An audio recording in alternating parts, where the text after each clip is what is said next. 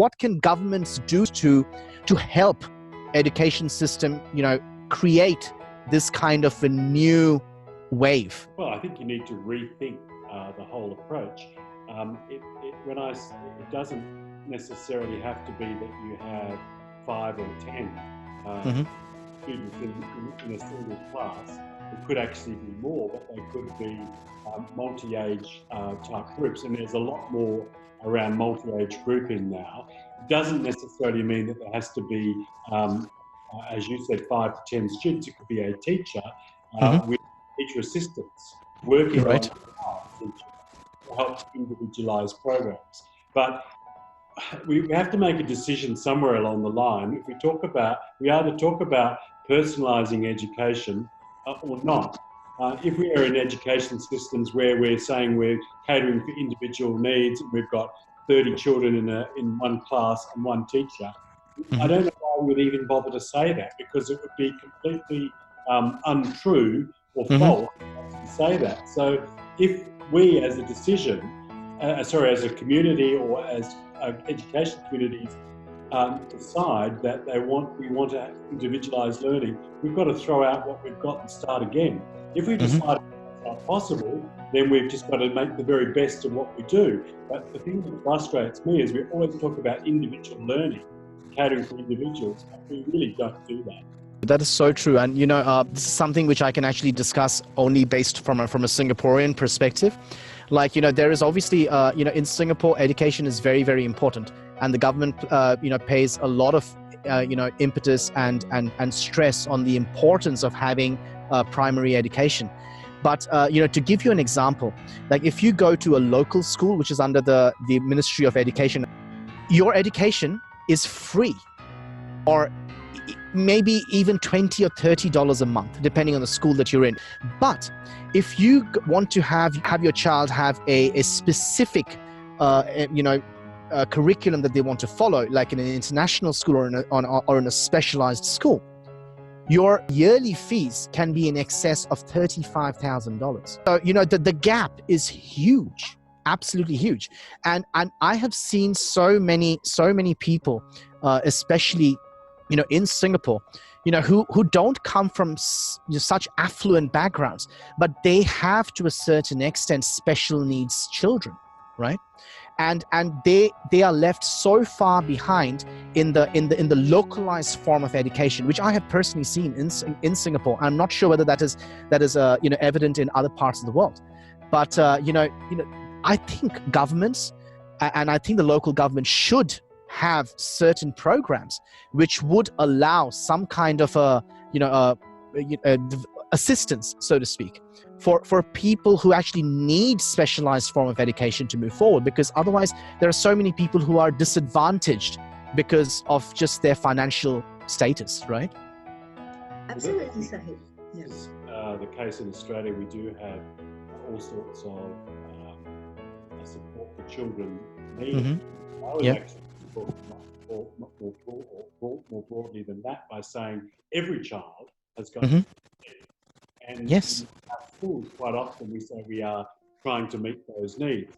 And I come back to the point that if you're in a classroom with 20 or 30 children and one teacher, you're never going to be able to meet individual needs. So are we saying, we've got to make some decisions along the line by saying, or acknowledging that we're not meeting every student's, every child's needs. We have to make that decision. Or are we actually going to resource our schools and say we are going to meet them every need? But what I'm really trying to get at is we've got to make that decision either way, not just talk about it all the time, but our schools are meeting individual needs. And, for the most part, they are not. Very, very well said, Gary. And thank you so much for sharing that. Kasthuri, would love to get your views on what we just discussed. Okay. Sahib, we have actually, I have actually worked with primary schools before, whereby I was a parent volunteer. So I get to go into classes. So I noticed that they have included special needs children in the classroom. And they do have some specialized teaching aid to be seated in the classroom to help these children. Yeah. So probably in a class of 40, that's a lot. yeah, 40, there might be just one child who has autism, and there will be an assistant teacher actually assigned to that class. Yeah, this I have noticed for the past few years. So this is what's happening. So the child actually gets some help from this particular assistant. So in that sense, it's still not too bad. Yeah, so they are. That's good to know. Yeah. That's right. I noticed that adults these days, they are very, very anxious to give a bright future to their children, and they are just focusing on these narrow goals of preparing them academically and just preparing them for school rather than preparing them for life itself. This is what is the trend that I am noticing in preschool sector already.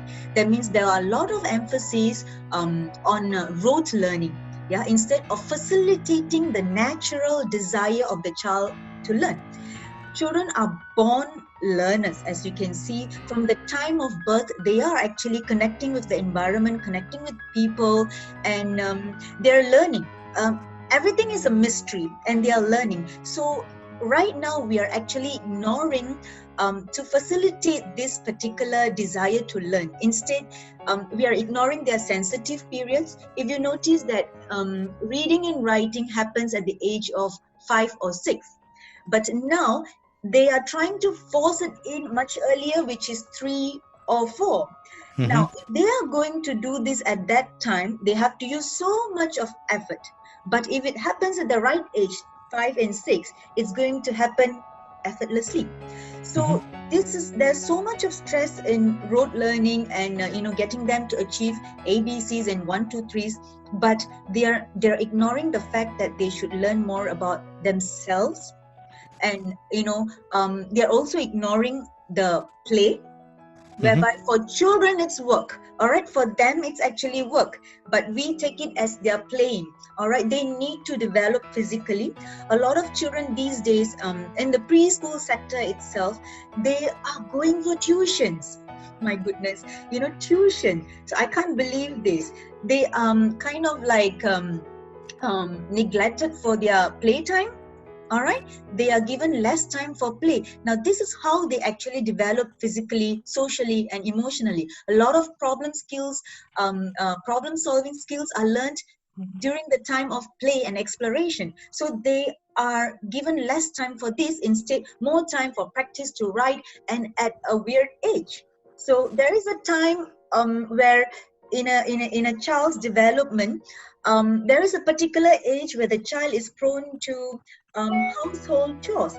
For example, they are prone to they will be attracted to the things that are happening at home. For example, you might be sweeping, or you might be cooking. Children are very excited about that, and you should actually encourage them to do that with you. All right, encourage the children to do those activities with you, because if you miss that part, they're not going to learn it later on, and it's very difficult to bring them back there. So they are learning simply by looking at you, looking at the environment, and that's how they actually create the impression, the ideas, their beliefs from them.